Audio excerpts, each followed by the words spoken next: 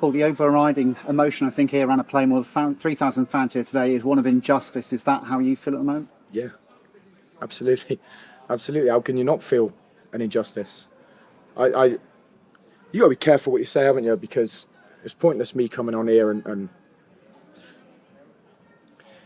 I thought that from the very first minute that their left back kicks the ball straight out of play, gives a throw in to them. I just thought it set a precedent for the whole game, and that, it's a handball first half, and second it's a penalty on Omar, and it's just I don't want to be that manager. I don't want to be that manager who comes on here and bemoans officials, but. So our fault, we can see it's poor play from us to concede the goal. I'll always put our hands up to what we do wrong. We scored a goal. First half, there wasn't much in it. It was a bit of a dour game, to be honest with you. There was always going to be that little bit of apprehension from us after last week's fixture. So going in at 0-0, I thought was great. Second half, we upped the tempo, started coming into the game. We score our goal, and then turning point in the game was their player getting sent off.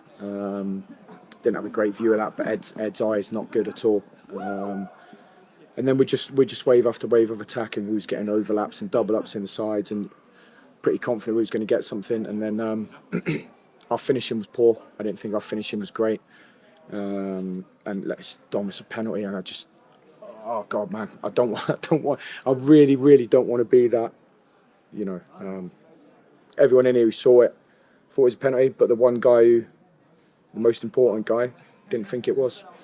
I think it's is it possible at all, Paul, that you can take some salvation, if you like, from this, that your team has stood up, has taken a point on a day when so much scrum. We talk about the injury to Ed Palmer, the injury to Omar Musa, the penalty in the first half that looked like a handball, the penalty in the second half, and yet your team has actually still come away with it. Are you able to take that from it? No, definitely. I think what I will say is I was tremendously hurt last week.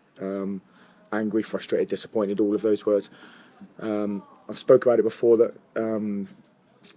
I'm the first one to have a go at my boys, but I love them to bits, and I'm proud of them today.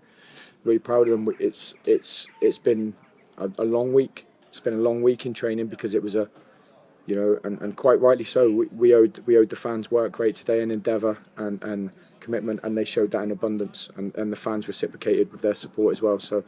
I'm disappointed. I think it's 2 points dropped, but I am proud of the players and their performance.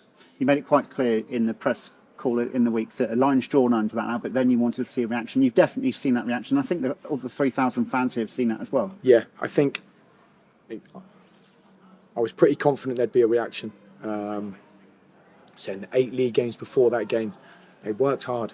The boys work really hard. They're a humble bunch. They work hard in training, and they worked hard today. There was times we didn't play well. There's times we can do better. There's times our touch can be better, and we can keep the ball better. And on regains, was giving the ball away too cheaply first half. But I know all that. I know all that. I know our deficiencies. Okay, but we worked, and we should have won the game. Nice moment for Ben Seymour as well. When you're a striker, you want to get your first goal. So now that he's up and running, he needed that goal. Yeah, he needed that. Yeah, I mean. He actually made a bad decision, didn't he, with the first one? It was like one of the weirdest 1-2s ever. But no, I was pleased for him. Goal scorers need goals. So I'm pleased for Ben. He works hard. When we played Cheshire earlier on in the season, and it was 10 against 11, you didn't necessarily exploit that. But there's no doubt at all that as the game was going towards its final stages, you laid siege towards the goal. Is there some frustration that we didn't make the keeper work a little bit more? Yeah, I think we had a couple of glaring opportunities, didn't we? Didn't quite drop in there, but we had a couple of. Were we ruthless enough with our finishing? Did we really want to score? And obviously the big talking point at the end is it's a double whammy because Omar was causing all sorts of problems for them. It's a penalty, of course, we all know that, but he hasn't given it, and now he's injured as well. So we ended up 10v10. So, and even after that, we still had a couple of chances. So look, it's. Disappointment is disappointment. I'm proud of the players today, and I think the fans will be as well. I thought they worked tremendously hard. And finally, Paul obviously made the addition of Will Jenkins-Davis in the week. He's come on and he's certainly lifted things in the later stage. I thought he made a real positive impact into the game. Definitely, you could see on another day would score. He got a little bit unlucky with that, and I thought his energy and he wanted to come on. He wanted to come on and make a difference, and I felt he did. And I thought he made a, like I said, positive impact. what I will say is, when I say I'm proud of the players, they've had a really tough week. I'm proud of them. It's their fault they've had a tough week, but they responded brilliantly from and they gave everything they've got for the football club today. So I'm tremendously proud of them. And I think obviously the way they were reacting during the game as well, against what could be perceived as injustice as well, they kept going right to the end and they never gave up and showed a real good character amongst them. Absolutely, they've got good character. That's why the FA Cup game was such a surprise to me, because the 8 games before that they've worked tremendously hard, and they work hard every day in training, and they've just worked tremendously hard again there, and they should have won the game. I mean, look, we've got to stop conceding poor goals as well. We've got to stop. I mean, we scored, and then it was probably the worst 5 minutes we had after we'd scored. St Albans score, and then the game changes. But it's. I mean, I've got to wait half an hour before I see the ref, so probably another 5 minutes. There won't be an explanation. There won't be. He'll just say the way I saw it, it wasn't. So I'm not even sure it's worth me going in, to be honest with you. But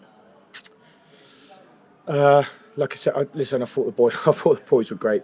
They worked so hard. The fans were great. Do you know what I mean? I thought it was going to come, but it didn't quite get there. It might sound ironic given that they held up 10 minutes as well, Paul, but surely, I mean, not only should have been more than 10 minutes to begin with, but Musa goes down for 3-4 minutes and he doesn't really add much of that on either. It's so frustrating for you and your team. Tremendously frustrating. It's football, isn't it? Football's a frustrating game, but 9 games, where are we? 5th in the league or something. It's a good start. He's. I'll say it again. We know where we've got to get better. We have got to get better. We're conceding too many goals from outside our box. We've got to get better. But I am proud of them today. I am proud of them. I wasn't proud of them last week, and I'm the first one to have a go at them when they're bad, and I'm the first one to praise them when they get up. I was proud of their work rate today. And finally, Paul, the fans, you mentioned them, another 3,000 plus crowd, incredible, but I think they've seen it pretty much the same as we all did, and even though on the face of it 2 points dropped, they cheered their team off and deservedly so. No, listen, they're brilliant. I haven't got enough accolades for them, and it's they really get you through the end of a game. I mean, it wasn't, first half wasn't a good spectacle at all, but what I will say, St Albans have had 1 chance first half, and they've had a shot from outside the box second half. Other than that, they've had nothing. So for all their good play and their technical ability, they haven't really had put us in much danger at all. Given that we've lost Ed, lost Omar to injury, are you likely to have to go into the market for a couple of more auditions this week? Possibly. I think it's kind of no bad thing. We haven't got a game next weekend, so we've got a fortnight now before our next game, which is no bad thing. Obviously, we want to play and want to keep the rhythm, because when it's stop-start, it's difficult.